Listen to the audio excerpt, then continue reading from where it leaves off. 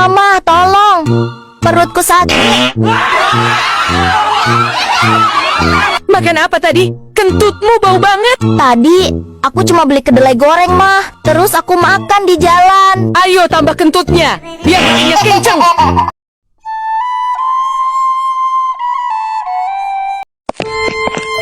Aneh sekali, orang itu sangat terburu-buru. Sang polisi pun masuk ke dalam dan betapa kagetnya dia melihat ada sesosok mayat tergeletak. Apa yang terjadi? Pelakunya pasti orang yang tadi.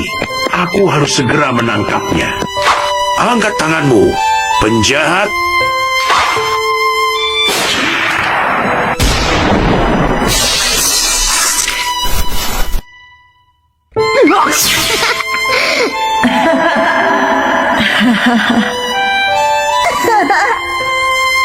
Dengar baik-baik Ayano, saat dewasa nanti, kau harus jadi orang yang selalu berjalan di jalan yang baik. Ternyata yang ditembak polisi itu adalah saudara kembarnya sendiri.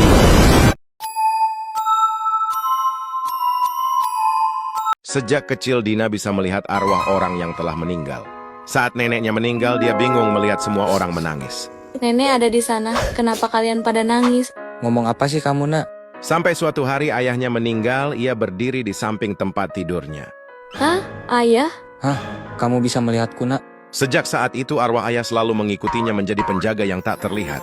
Saat Dina remaja dan mulai pacaran, ayah selalu ada, mengusir cowok-cowok yang bermaksud jahat. Saat ujian, dia memberi semangat. Ayahnya selalu melindunginya dalam setiap langkah. Hingga akhirnya Dina menemukan cinta sejatinya dan menikah. Di hari bahagianya itu, Dina mencari-cari sosok ayahnya di antara tamu, tetapi ia sudah tidak ada. Tugasnya sebagai penjaga telah selesai. Terima kasih ayah telah melindungiku, walaupun kamu sudah tiada.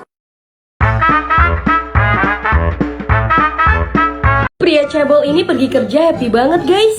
Dia pun naik lift untuk sampai ke ruangannya. Saat lagi ngerapin rambut, tiba-tiba liftnya rusak guys.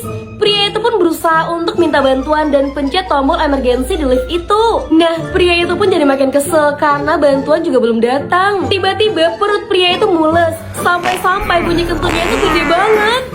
Ternyata kentutnya juga bau banget guys. Pria itu pun juga nggak sanggup nahan bau kentutnya sendiri yang terkepung di lift itu guys. Bahkan dia tuh sampai muter-muter sambil nutup hidung kayak begini. Tapi nggak lama liftnya kebuka.